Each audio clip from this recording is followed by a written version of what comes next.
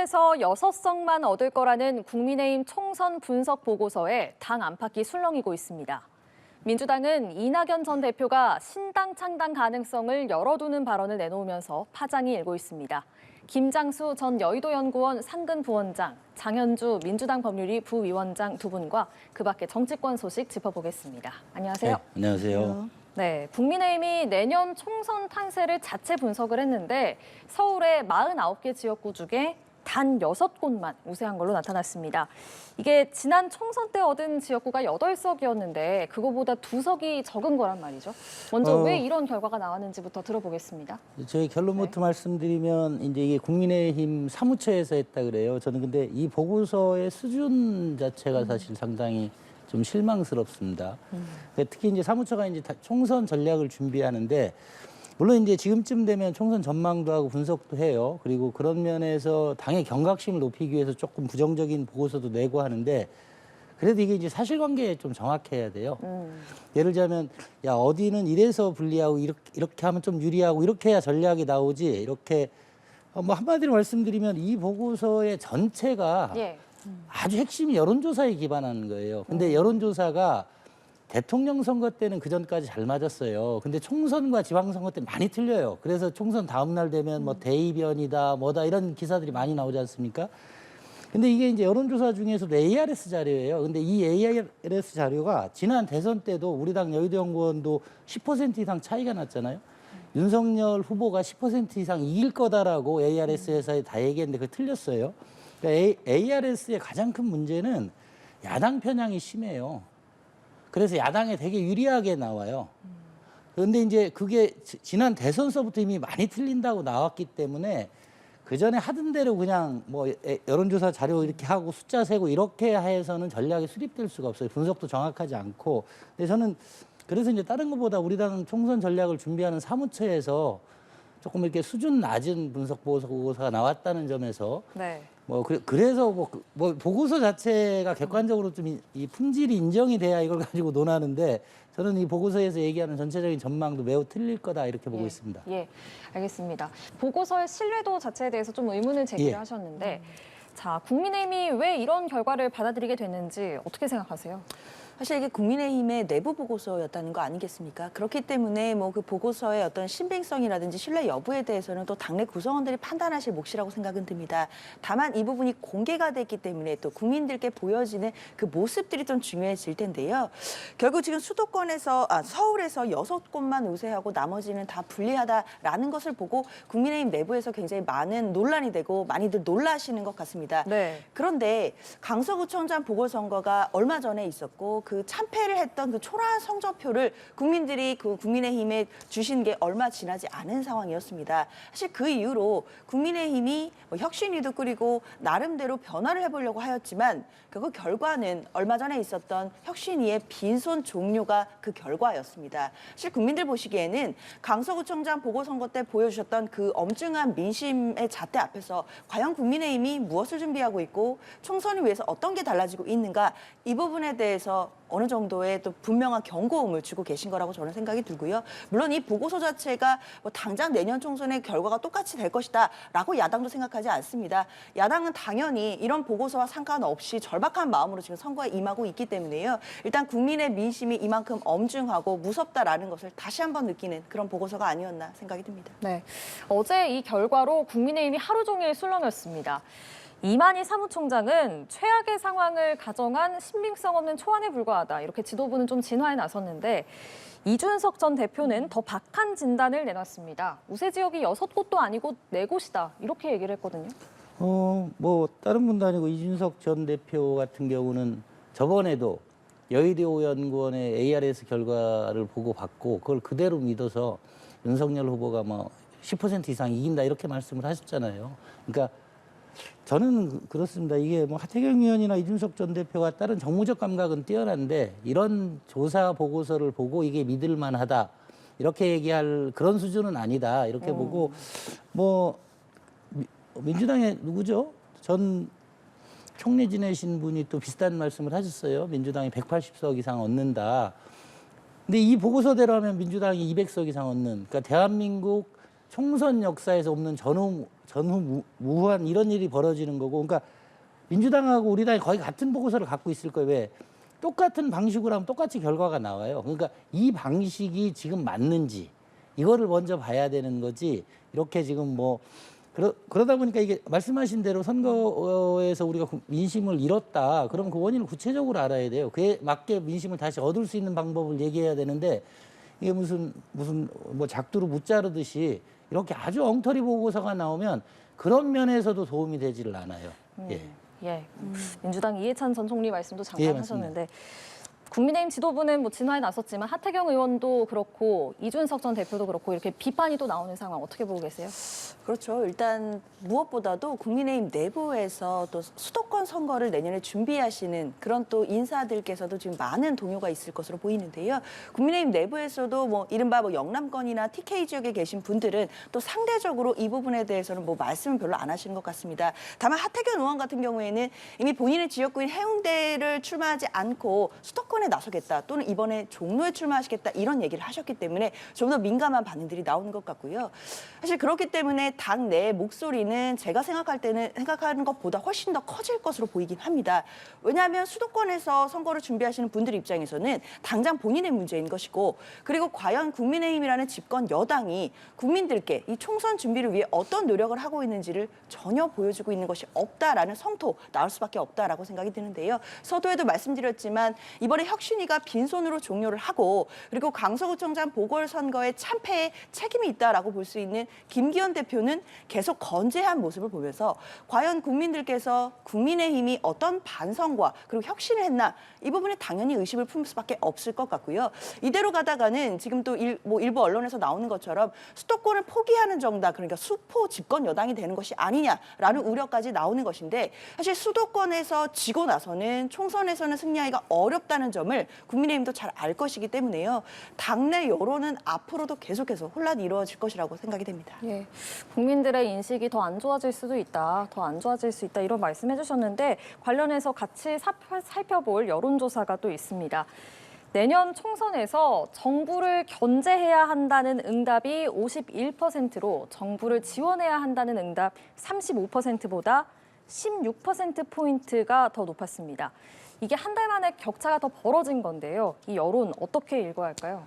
저는 이 질문 되게 총선을 예측하는데 중요한 질문입니다. 어떻게 보면 뭐 국회의원 이름, 후보 이름을 주고 묻는 것보다. 근데 이게 한국갤럽 데이터예요.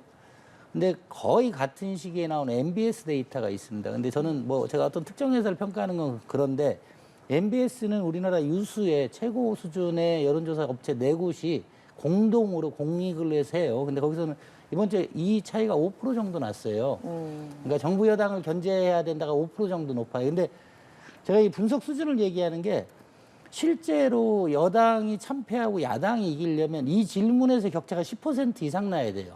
이제까지 선거 결과를 보면 정부 여당을 견제해야 된다가 한 10% 정도 높다. 그러면 거의 대등한 선거가 이루어져요. 이게 이제 우리나라의 이게 유권자들이 설문조사에 응하는 방식 때문에 그래요. 근데 지금 제가 가장 신뢰할 만한 MBS가 4, 5% 정도 났다. 그럼 이번 총선은 여당에 크게 불리하진 않다. 이렇게 보고 시작을 해야 되는 거라고 저는 봅니다. 그래서 근데 이제 뭐 한국갤럽에 계신 분들은 서운하겠지만 한국갤럽 한 달 전 조사하고 되게 갑자기 확 벌어졌어요. 벌어졌어요. 예. 네. 근데 MBS는 계속 유사해요. 그러다 보니까 이게 한국갤럽 조사의 유동성이 되게 심한 게 아니냐 하는 의구심이 일단 들고 MBS는 지금 계속 그 격차가 일정한 수준에서 유지되고 있어요. 저는 그래서 그걸 같이 봐줘야 된다. 그러니까 우리나라 여론조사 회사들이 그렇게 탄탄하지가 않아요. 근데 그런 여론조사 하나하나에 일회일비하다가는 이게 뭐 정신을 차릴 수가 없을 거다 이렇게 보고 있습니다. 예. 장현주 부위원장께서는 이 여론조사 어떻게 해석하셨어요? 사실 여론조사 기관마다 또 결과가 조금씩 다른 것도 맞고요. 그리고 여론조사 기관 하나의 또 결과만 보고 또 섣부르게 분석을 하는 것도 조심스러운 것은 분명하다. 그 부분에 대해서는 동의를 합니다. 다만 여론조사의 추세라든지 흐름은 중요한 또 의미가 있는 것이고 또 시사하는 점이 분명히 있다라고 생각이 드는 것인데요. 한 달 전에 비해서 지금 격차 굉장히 많이 벌어졌고 정부를 견제해야 된다. 한다는 여론이 지금 많아진 상황입니다. 네. 50%를 넘은 것인데요. 결국에는 국민들이 보여주시는 국민의힘에 대한 경고라고 저는 봐야 될 것 같은데요. 계속 반복해서 말씀드리지만 혁신위원회가 빈손으로 끝나고 나서 어떻게 본다면 국민들께서 실망감이 좀 커지신 게 아닌가라는 생각이 듭니다. 강서구청장 보궐선거가 참패하고 나서 혁신위가 띄워졌을 때만 해도 많은 기대를 받았던 것도 분명합니다. 당시에 언론의 많은 주목도 받았고요. 실제로 그때 민주당이 안 보인다라는 평가가 있을 정도로 혁신위에 굉장히 많은 언론들이 주목도가 컸고 국민들께서도 기대가 컸던 것으로 저도 생각이 듭니다. 저도 개인적으로 혁신위원회가 던지는 그런 이야기들, 그러니까 영남의 중진들이 험지 출마하라는 그런 사실 받아들이기 어려운 이야기들을 혁신 안으로 던지는 모습들을 보면서 과연 이 부분을 국민의힘이 받을 수 있을 것인가 개인적으로도 굉장히 주목해서 봤는데요. 결과는 아시다시피 빈손으로 혁신위가 종결하는 부분이 끝났습니다. 그렇다면 국민들께서는 나름대로 기대를 거셨던 혁신위와 그리고 국민의힘의 혁신 과정에서 오히려 그것이 실패로 끝나는 과정을 보시면서 더 큰 실망을 하신 것이 아닌가라는 생각이 들고 그런 부분들이 이런 여론조사의 추세로 반영이 된다 이렇게 생각합니다. 네. 자, 국민의힘이 외부 영입 인재 5명을 발표했습니다. 면면을 좀 살펴보면 이수정 경기대 범죄심리학과 교수 그리고 이재명 저격수로 알려진 분이죠. 구자룡 변호사 있고요. 삐뽀삐뽀 소학과 하정훈 원장처럼 각 분야 전문가도 있습니다. 이번 인사 어떻게 평가하시나요? 뭐 총선하고 관련해서 이제 우리 당이 특히 이제 수도권에서 오랫동안 이제 야당 역할을 하다 보니까 좋은 인재들이 아니다 이런 뭐 평가들도 많아요. 저도 수도권에서 당협위원장을 해본 경험이 있는데 그러다 보니까 저는 이렇게 하나하나 이렇게 문제를 풀어가면 된다고 이렇게 봅니다. 특히 보수 정당이 가장 생명력을 가지려면 다양성이 확보돼야 돼요. 다양성이 확보돼야 되고 국민들의 지지를 받는 각 분야에서 여기서 뭐 이수정 교수도 마찬가지고.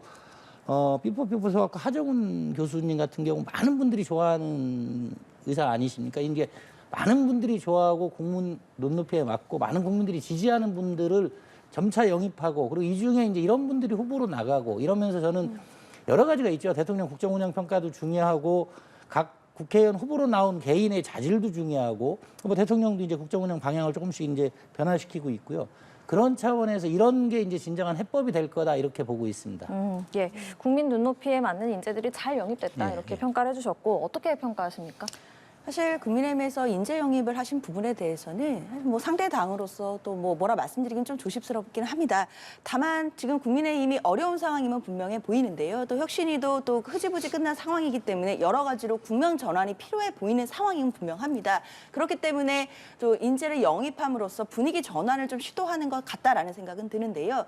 국민들께서 보시는 본질은 그렇지 않습니다. 지금 인재를 영입해서 뭐 새로운 분위기를 만들고 이런 것으로 국민의 민심이 돌아설 것 같지는 않습니다. 결국 강서구청장 보궐선거에서 그때 성적표로 보여주신 국민의 민심은 국민의힘이 집권 여당으로서 대통령실에 할 말은 또 하는 이런 모습을 보여주고 그리고 용산 대통령실도 국정 운영의 기조를 좀 더 바꿔서 국민들과 소통하고 다가가는 그런 국정 운영을 해주길 바란다. 이런 부분들이 민심으로 있었다라고 생각이 듭니다. 그런 본질적인 부분에 대해서는 변화함이 전혀 없이 뭐 새로운 인재를 영입하는 것 이런 분위기 전환만으로 과연 국민들의 마음이 변할 수 있겠습니까? 그렇기 때문에 결국에는 용산에도 쓴소리를 하면서 국정 운영 기조에 대한 변화도 모색하고 그리고 용산에서 뭔가 인물에 대해서 평가를 할 때도 그 부분이 아닌 인물에 대해서는 좀 나름대로 할 말을 하는 모습을 보여주는 집권 여당이 된다면 국민들께서도 다시 국민의힘을 다시 돌아봐 주시지 않을까 이렇게 생각합니다. 네, 자 민주당 상황도 짚어보겠습니다. 전략공천 방향을 총괄할 수장을 발표했는데요. 사선의 안규백 의원입니다. 정세균계로 분류됐던 인물인데 이게 비명계에서는 정세균계 아니다, 사실상 친명계다 이렇게 또 반발을 하고 있습니다. 그렇죠. 뭐 이현우 의원께서 SNS에다가 이제 뭐 그 안규백 의원 같은 경우에는 사실상 정세균계가 아니고 사실상 이제 친명계로 그러니까 이재명계로 돌아선 분이다라는 취지로 이제 글을 써주셨는데요. 사실 당내에서는 안규백 의원 같은 경우에는 이제 정세균계로 분류되는 분은 맞기는 합니다. 예. 다만 저는 좀 개인적으로 아쉬운 부분은 사실 개파가 있다라고는 하지만 모두 다 민주당 내 구성원들이고 다 소중한 분들이신데 자꾸만 너무나 개파 관련된 주장들이 난무하는 부분에 대해서 좀 개인적으로 아쉬움이 남습니다. 사실 안규백 의원이 지금 이번에 전략공천위원장이라는 굉장히 중직을 맡으셨고 네. 또 이 전략공천위원회가 해야 될 일들이 굉장히 많이 있습니다. 그럼에도 그 안규백 의원이 갖고 계신 여러 가지 강점들도 있고 또 본인들이 또 평가를 받는 부분들이 있습니다. 그렇기 때문에 중책을 맡으신 건데 단순히 개파가 정세균계냐 뭐 이재명계로 돌아섰냐 이런 얘기로 논점이 흐려지는 것에 대해서 굉장히 저는 아쉽게 생각을 합니다. 지금 그런 논의를 할 때가 아니라 왜 안규백 의원이 이 전략공천위원장의 적임자인지 이런 부분을 좀 따져봐야 될 것 같고요. 사실 이제는 좀 개파 논의보다는 각각의 인물이 갖고 있는 능력이라든지 자질 이런 이야기들이 더 나와야 되는 타이밍인 것이지 앞으로 공천을 앞두고 나서는 더 이상 이런 개파 갈등으로 모든 논의들이 좀 마무리되는 부분들은 개인적으로는 좀 많이 아쉽다 이렇게 말씀드리겠습니다. 예, 뭐 개파 논리보다는 전략 공천이라는 중요한 일을 잘 하는 게 중요하다 이런 말씀 주셨는데요. 김장수 원장께서는 이 인선 어떻게 보셨어요? 사실 그 공천 시스템 면에서는 민주당이 국민의힘보다 훨씬 앞서 있습니다. 그러니까 공천 룰을 뭐 총선에 닥쳐서 뭐 주류들의 이해관계에 따라서 바꾸지도 않고 공천 룰도 미리 확정해놓고 전당대회에서 그리고 이 전략공천위원회도 제가 알기로 어느 지역을 전략공천할지를 결정합니다. 근데 이게 자의적으로 하지를 않아요. 되게 그래서 이제 민주당의 최대 강점 중에 하나가 공천을 시스템에 맞게 하기 때문에 개인들이 관여할 여지가 별로 없어요. 그래서 사실 이게 저는 이제 비명계에서 이걸 비판하는 것도 그냥 말꼬리 잡기다. 그러니까 여기는 안규백을 놓든 누구를 갖다 놔도 이 사람이 자의적으로 뭐를 할 여지가 별로 없어요. 그만큼 민주당 시스템이 튼튼한 건데 네. 민주당의 문제는 그게 아니에요. 시스템은 되게 잘 돼 있는데 그래서 예를 들자면 경선을 해라 이렇게 되잖아요. 경선에도 근데 이제 민주당의 지지자, 특히 당원, 대의원의 핵심들이 개딸들이 너무 많아요. 그러니까 경선해라 하면 무조건 지는 거예요. 지금 비명계라는 사람들이. 어떻게 보면 정당 민주주의라는 면에서 당원, 대의원이 결정한다는 면에서는 되게 뛰어난데 이분들이 이재명 대표 결사홍위를 외치는 좀 단일성이 너무 강하다 보니까 시스템 문제가 아니고 당원 구성의 문제예요. 그러면 이제 제가 볼 때는 비명계에서도 그 지점을 어떻게 극복할 건가를 얘기해야지 여기는 제가 볼 때 누구를 갖다 놔도 크게 영향을 받는 자리가 아니에요. 저는 그래서 비명계의 비판이 초점이 좀 안 맞다 이렇게 보고 있습니다. 네, 알겠습니다. 자, 한편 이낙연 전 대표는 최근 민주당을 향해서 연일 비판의 목소리를 높이고 있는데요. 어제는 신당과 관련해서 도움닫기가 필요한 단계다 이렇게 발언을 했습니다. 이 발언의 의미 어떻게 읽으셨어요? 사실 이 부분에 대해서는 좀 명확한 말씀은 아니셔서 좀 여러 가지 해석의 여지가 존재하는 것 같습니다. 일단 말씀을 듣기로는 좀 실무 단계에서는 어느 정도 준비를 해야 되는 그런 필요성이 있다라는 여지로 들리기도 합니다. 다만 이제 윤영찬 의원이 이제 이낙연계 의원으로 알려져 있는데요. 윤영찬 의원께서 말씀은 또 실체적인 수준에 이르지 않았다라는 이제 말씀도 하셨기 때문에 제가 생각했을 때는 이낙연 전 대표가 지금 당장 신당을 준비한다거나 또는 뭐 신당 창당을 위해서 어떤 사전적인 교감을 갖고 뭐 모임을 하고 있거나 이렇게 보지는 않습니다. 아무래도 이낙연 전 대표는 당 내에서 대표도 역임하셨고 지금 현재도 고문으로서 당 내에서 중요한 역할을 해주시는 정치적 어른이십니다. 그렇기 때문에 총선을 앞두고 분열하는 당에는 국민들께서 표를 주지 않으신다는 점 우리 모두 다 알고 있습니다. 결국 당 지도부도 그리고 이낙연 전 대표도 그리고 당내 모든 구성원도 내년 총선을 앞두고 우리가 어떻게 민주당이 좀 더 국민들께 다가가고 또 혁신하는 모습을 보여드리고 이런 과정 속에서 의견을 나누는 과정인 것이지 지금 당장 뭐 신당을 창당하고 이런 단계는 전혀 아니라고 생각하거든요. 다만 지금 이낙연 전 대표의 발언 수위는 점점 높아지고 있는 것은 분명하고 당내를 향한 쓴소리도 가감없이 해주고 계심은 분명합니다. 이런 목소리에 대해 지도부와 당내 구성원들이 겸허하게 또 경청을 해야 될 것이고요. 이 이야기들을 토대로 해서 화합해 나가는 과정들이 계속 될 것이다. 저는 기대합니다. 네. 자, 신당 창당 준비 작업을 지시했다는 보도에 대해서 도움닫기가 필요한 단계다 이렇게 말을 했습니다. 이거 어떻게 해석하세요? 민주당이 이제 가장 큰 문제가 이거죠. 원래 김대중 노무현의 민주당이 강했던 거는 호남 유권자들이 있고요. 그리고 이제 586이라고 하는 운동권, 민주노총이라고 하는 뭐 운동단체 이게 세 개가 이제 잘 결합돼 있으면 괜찮아요. 근데 옛날에 이제 안철수 신당 때도 그렇지만 근데 지금 이제 이재명 민주당이 그 중에서 이제 가장 조금 더 급진적이고 강경하다. 특히 여기 의사결정 구조가 개딸에 의해서 지배가 돼요. 그러다 보니까 호남 유권자들, 전통적인 민주당 유권자들하고 이분들하고 차이가 많아요. 그리고 이재명을 지지하는 그 강성 지지층들이 다른 지지층들을 배제하는 정치를 해요. 예를 들자면 수박이다, 뭐다, 뭐 이러면서 그거를 이제 대표하는 분이 이낙연 전 대표 아닙니까? 그러다 보니까 이 호남의 민주당을 대변하던 분들이 설 자리가 없어요. 근데 저는 그래서 이번 선거 예측 관련해서 크게 보는 게 호남에서는 그래도 민주당이 이길 거지만 호남 유권자 내지는 수도권 호남 유권자들이 지금 이재명의 민주당을 계속 지지할 거냐라는 문제가 심각한 문제다고 보고 이낙연 대표도 그분들을 대변하는 입장에서 어쨌든 자기가 그럼 계속 예를 들자면 이재명 민주당의 어떤 뭐 아주 비주류로 끌려가면서 내지는 수박지금을 받으면서 살 거냐 아니면 호남 민주당의 전통을 살리면서 다른 목소리를 낼 거냐 해서 저는 나갈 거라고 봅니다. 예.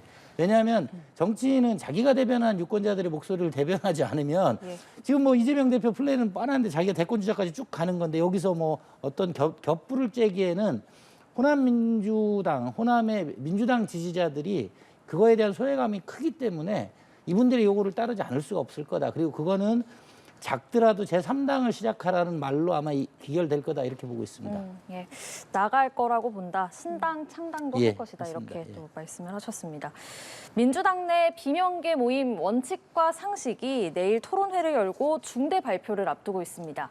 이 토론회에 이낙연 전 대표 지지 모임이죠. 민주주의 실천 행동도 참석을 하는데 그래서 이 전 대표와의 연대 가능성도 원칙과 상식에서 나오고 있습니다. 이거 어떻게 전망하십니까? 사실 이낙연 전 대표가 뭐 직접적으로 연대하거나 뭐 사전 교감이 있다거나 뭐 그런 이야기는 저는 들어보지는 못했습니다. 아무래도 내일 그 토론회를 하는 원칙과 상식의 그 토론회 자체가 뭐 국민 토론회 격의 그런 형식이기 때문에 뭐 같이 의견을 들을 수 있는 여러 구성원들은 얼마든지 참석을 할 수 있는 그런 분위기라고 알고 있습니다. 그렇다 보니까 지금 이낙연 전 대표의 지지 모임이 민주주의 실천 행동도 함께 참석을 하는 것인데요. 아무래도 이낙연 전 대표의 지지 모임이기 때문에 당연히 이제 이낙연 전 대표가 그럼 함께 사전적으로 교감하고 있는 것이 아니냐라는 이야기들이 나오지만 저는 좀 억측에 불과하다라고 보입니다. 또는 과장된 해석이라고 보이는데요. 특히 윤영찬 의원 같은 경우에도 이낙연 대표에게 뭐 초대장을 보내거나 하지도 않았다라고 하거든요. 뭐 오시지도 않겠지만 뭐 그 지지하시는 분들이 참석을 하신다라고 하더라도 그것이 바로 이낙연 전 대표가 사전에 교감하고 있다로 귀결되기는 어려울 것 같습니다.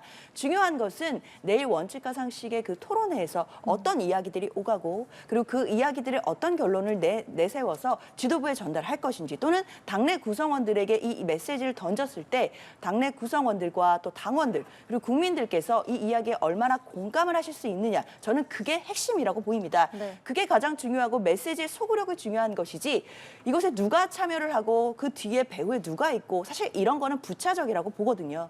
결국 중요한 것은 내일 토론회에서 귀결될 메시지일 것이고 이 메시지가 과연 국민들께 울림이 있는 메시지가 될 것인지 그런 부분을 주목해서 봐야 될 것 같습니다. 예, 내일 오후 2시라고 하니까요. 지켜봐야겠고요.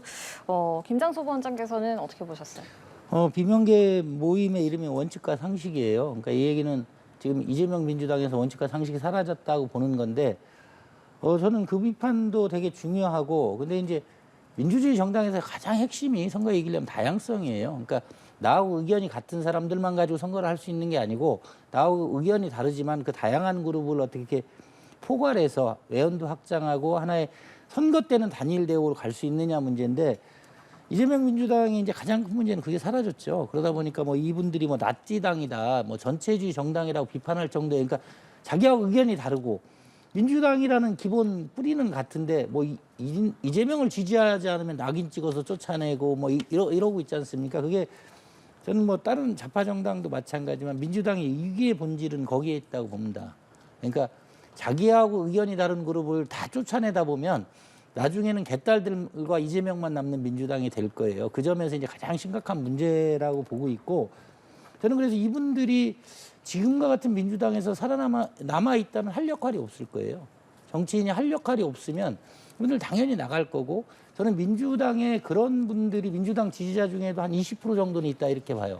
그러니까 전당대회에서 이재명 대표를 안 찍은 사람들 그리고 뭐 이재명 대표가 검찰에 출석해야 되냐 했을 때 민주당 지지자들 20, 30%는 검찰에 나가야 된다 그랬어요. 방탄국회 하면 안 된다. 이분들을 기반으로 하는 새로운 민주당 계열의 신당이 만들어질 거다 이렇게 보고 있습니다. 예. 자, 제3지대 얘기도 해보겠습니다. 어제 금태섭 전 의원의 새로운 선택과 정의당 세 번째 권력이 공동으로 신당을 창당하기로 했습니다.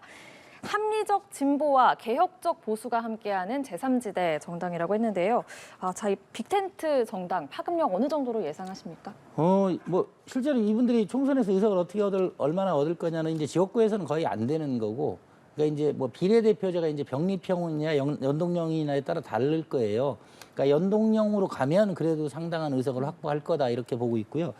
문제는 이제 이 정당이라고 하는 건 어쨌든 의견들이 하나 이렇게 모아져 나가는 과정 아닙니까? 근데 이분들이 지금 공통점은 우리는 국민의힘도 싫고 민주당도 싫다는 양당에 대한 거부밖에 없어요. 근데 저는 이 흐름을 나쁘게 보진 않아요. 양당이 원체 포괄하는 게 지금 좁아서 중간에 많이 비어 있어요. 근데 저는 이런 거를 이제 이분들이 이제 자기들끼리 의견을 모으면서 각 분야에 대한 정강 정책들을 이게 정리해 나가는 정도의 실력을 보여준다. 그러면 저는 파급력이 있을 거라고 봅니다. 최소한 비례대표에서는 상당한 돌풍을 일으킬 수도 있다 이렇게 보고 있습니다. 예, 스펙트럼이 상당히 넓은 것 같은데 이 빅텐트 어디까지 가능할 거라고 보십니까? 저는 오히려 이 스펙트럼이 너무 넓기 때문에 성공하기 어렵다고 생각이 듭니다. 정당이라는 게 기본적으로 정치적인 이념이나 정책적인 기조가 같은 사람들끼리 모여있는 결사체입니다.